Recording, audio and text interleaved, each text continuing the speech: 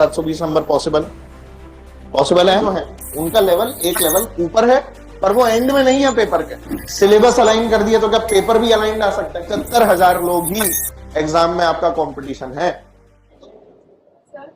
हाँ बेटा, क्या हुआ? सर, जो नया पैटर्न है हमारा आएगा, उससे कुछ फर्क पड़ेगा हमारे मार्क्स के ऊपर या फिर कुछ? मार्क्स पे फर्क पड़ेगा, नए पैटर्न से कट ऑफ वगैरह पे क्या फर्क पड़ेगा, यही सवाल है। चल ठीक है, बैठ, गुड क्वेश्चन। तो आज हम लोग इस बारे में डिस्कस भी करने वाले थे कि क्या 720 में से 720 नंबर पॉसिबल है? तुम ही लोग तो लाओगे। और ये नया पैटर्न जो है आखिर क्या है? तो पहले तो मैं ये बता दूं कि नया पैटर्न नहीं है, ये पुराना पैटर्न। ये कुछ भी नया नहीं है, बल्कि नया तो चल रहा था। जैसे कुछ लोगों ने दिया होगा, तुम में से 2020 में किसी ने दिया था? 2020 वाले नहीं बैठे सर, 21 वाले बैठे होंगे, 22 वाले बैठे होंगे, पर कोई बात नहीं। चलो, मैं पुराने घाव जो है उनको हरा नहीं करना चाहता आपके, पर ठीक है। जिन लोगों ने 2019 में दिया था, ये उनका पैटर्न है ना। अभी जो पैटर्न है जिसके अंदर क्या होने वाला है, 180 क्वेश्चंस आउट ऑफ 180 आपको अटेम्प्ट कर। मतलब अब क्या होगा, सुनो। हमारे पास में अब एक तो क्या है ना, दूसरे लोगों के ऊपर एज क्या आ गई कि हम लोग तैयारी कर रहे हैं। बहुत सारे लोग तो तैयारी नहीं करते, और बहुत सारे लोग हेलो गाइस कर रहे होते हैं। तो हेलो गाइस वाली तैयारी के अंदर आपको भी पता है क्या पेन होता है, डिसिप्लिन कम रहता है। जो लोग बहुत अल्ट्रा डिसिप्लिन रहते हैं वो लोग हेलो गाइस के अंदर भी तैयारी कर लेते हैं। पर जिनमें भी डिसिप्लिन की थोड़ी सी कमी या और कोई भी बात होती है कि हाँ भाई हमारे सर पे कोई हमेशा डंडा मारता रहे कि पढ़ ले वाला, वो लोगों के लिए सबसे अच्छा जो मोड है इस समय, वो उस मोड के अंदर अभी बैठे। ठीक है। अब पॉइंट क्या है कि जब 180 में से 180 सवाल करने होते हैं और इंटरनल चॉइस खत्म हो जाती है, तो आपको पता होता है कि अब ये सवाल आता है या नहीं आता। अब अगर सवाल नहीं आता तो ऐसा नहीं कि चलो कोई दूसरा कर ले। बचे हुए में से 10 करने होते थे, याद है? 35 और 15 का ब्रेकअप होता था, उस 15 में से कितने करने होते थे? 10। वो जो अब आपको 10 सवाल करने होते थे, उसमें पता है कि 15 में से 5 नहीं भी आते तो कोई भी 10 कर देता। अब ये वाली चीज खत्म हो गई। अब कोई सेक्शन ही नहीं। कई लोगों को लगता था सेक्शन बी को टफ बना देता है। अब कहीं भी कुछ भी सवाल होगा, टफ वाला भी कहीं भी मिल सकता है, इजी वाला भी कहीं भी मिल सकता है। आता होगा तो हो जाएगा, नहीं आता होगा तो नहीं। नीट वाले क्या कर रहे थे, जो 15 सवाल थे ना, उसमें से 10 सवाल भी आसान बना रहे थे, और वो चाहते थे कि आप लोग उस चीज को चॉइस कर पाओ कि जो 10 सवाल आसान है वो कौन से। तो 15 में से 10 आसान वाले अपन ने कर दिए। अब क्या है, 10 के 10 करने, 15 नहीं। अब 15 10 है और वही कंपलसरी है।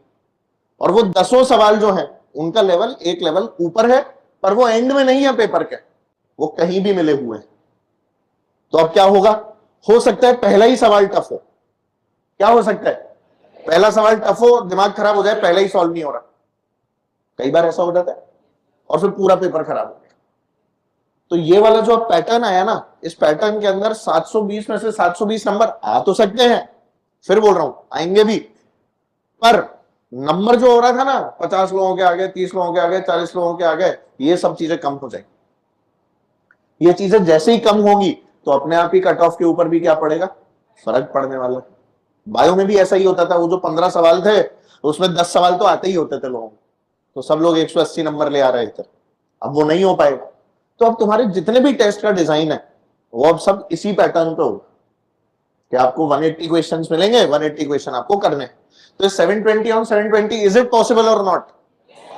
ला तो सकते हैं, पर क्या तैयारी हमें बहुत अच्छे से और इस हिसाब से करनी पड़ेगी कि बहुत फोकस तैयारी कर। अब उस फोकस तैयारी के लिए हम लोगों को क्या क्या करना चाहिए? अपनी तैयारी को टेस्ट से अलाइन कर लो। क्लास में मेरे हिसाब से तुम्हारा syllabus by the mid of February या एंड ऑफ फरवरी सबका खत्म हो जाए, तो एक बहुत अच्छे टाइम पे हमारा सिलेबस खत्म हो रहा है। आपके पास में फरवरी के बाद में क्या बचा? पूरा मार्च, पूरा अप्रैल टेस्ट दो। यहां जो अपन लोग क्लास में एनसीईआरटी की रीडिंग करेंगे वो वाले चैप्टर्स करो, एनसीईआरटी का एग्जाम्पलर करेंगे वो वाले क्वेश्चंस करो। ठीक है। असर्शन रीजन की स्पेशल क्लासेस लगेंगी, वो वाली क्लासेस करो। टीचर्स से एकदम उनका दिमाग खाली कर दो, डाउट पूछ पूछ कर, पर्सनली मिलके, कि वो परेशान हो जाए कितना डाउट पूछता है भाई। समझ गए? ये लेवल हो जाना चाहिए, क्योंकि तुम्हें मौका है ये वाला कि तुम पर्सनली मिलकर डाउट पूछ सकते हो, और इससे अच्छा कुछ नहीं होता। समझ गए? तो 720 में से 720 पॉसिबल, 180 में से 180 सवाल करने ये भी पॉसिबल है, सब लोग कर सकते हैं। अब 200 सवाल आने वाले। तो असल में this new pattern is actually the, जिसमें कुछ ही लोगों के 720 नंबर आते।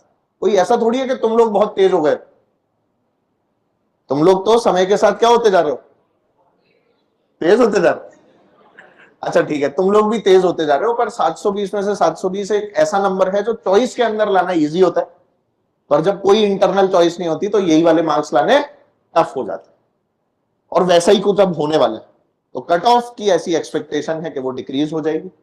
ठीक है, और आप लोगों को फायदा किस बात का मिलेगा कि आपने अच्छी तैयारी की है, क्लासरूम में आप लोग बहुत अच्छे से पढ़े हैं, और क्लासरूम में पढ़ते हुए आपने एक लेवल के सवाल भी सॉल्व किए हैं, जो लेवल का सवाल अगर एग्जाम के अंदर आता है तो आप लोग कर पाएंगे, है ना।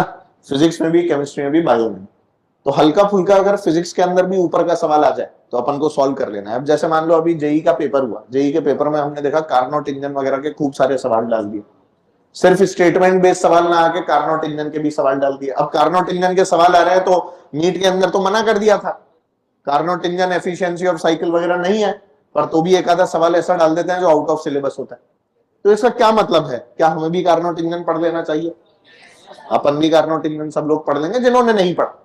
कुछ लोगों ने तो पढ़ रखा है, क्लास के अंदर पढ़ा दिया गया, और कुछ लोगों ने जिन्होंने नहीं पढ़ा उनको पढ़ा दिया जाएगा, तो उन लोगों को भी चिंता नहीं करनी है। कुछ ऐसे टॉपिक्स हैं जो नीट ने लिख के ही मना कर रखे हैं कि ये तो लिख के ही नहीं करने हैं, जैसे एलसी ऑसिलेशन हो गया, पहले सिलेबस में लिखा था कि उसका क्वालिटेटिव एनालिसिस है, अब वो भी हटा दिया, मेन से भी हटा दिया, नीट से भी हटा दिया, और इनके सिलेबस एकदम अलाइन कर दिए।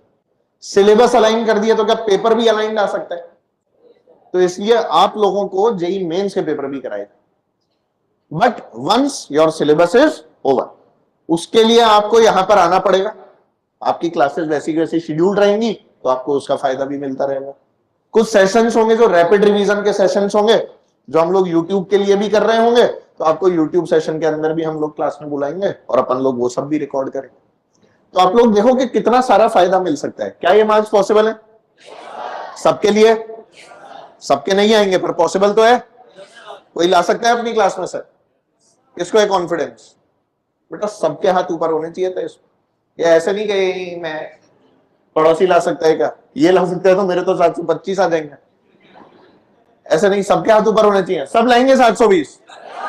हाथ ऊपर, सबके 720, मैं भी 720, पक्का? ठीक है हाथ। यार देखो, मतलब मैनिफेस्टेशन सुना है ना तुमने, तो मैनिफेस्ट तो करो, एटलीस्ट अपने आप को डॉक्टर के कोर्ट में इमेजिन तो करो। इमेजिन करोगे 720 नंबर, सोचोगे क्या पता 710 आ जाए। टेस्ट में ही नहीं आ रहे सर, क्या पता 700 आ जाए। मतलब देखो, मेरा तो ये मतलब है कि ये 700 वाला जो फिगर है ना, ये क्रॉस करना इस बार मुश्किल तो है पर नामुमकिन। क्योंकि क्या हुआ, कंपटीशन जो आपका उन लोगों से था ना जो लोग तैयारी नहीं कर रहे थे, और 15 में से 10 आसान सवाल निकाल के उसमें से 8 सही कर ले रहे थे, जितने तुम्हारे भी हो रहे थे, उनसे कंपटीशन अब तुम्हारा कम हो गया। जो लोग इजी तैयारी कर रहे थे ना, जो उस 15 में से क्या कर रहे थे, 10 आसान सवाल निकाल लिए और उसमें से 8 उनके सही हो गए। अब क्या होगा, अब वो 15 में से 10 तो ढूंढने ही नहीं है, जो लिखे हैं वही करने। तो वो कंपटीशन अपने आप ही आप लोगों का कम हो गया। तो पहले अगर कंपटीशन आप लोगों का मान लो 2 लाख लोगों से था, तो अब वो कंपटीशन 75,000 से ही रहे।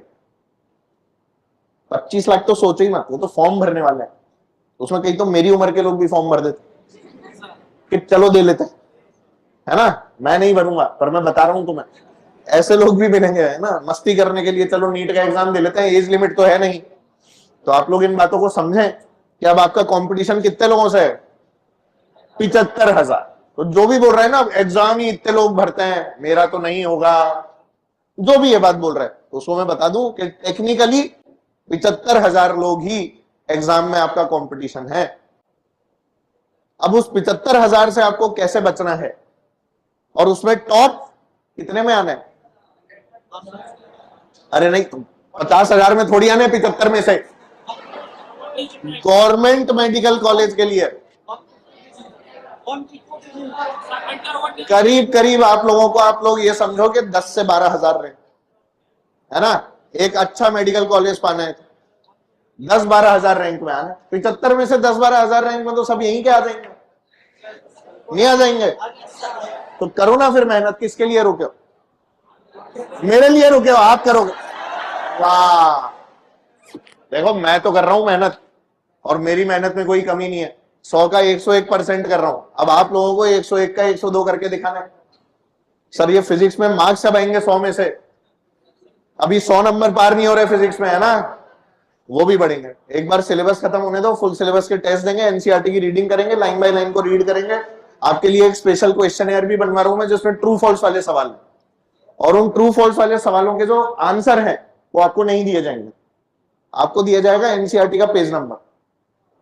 क्या दिया जाएगा?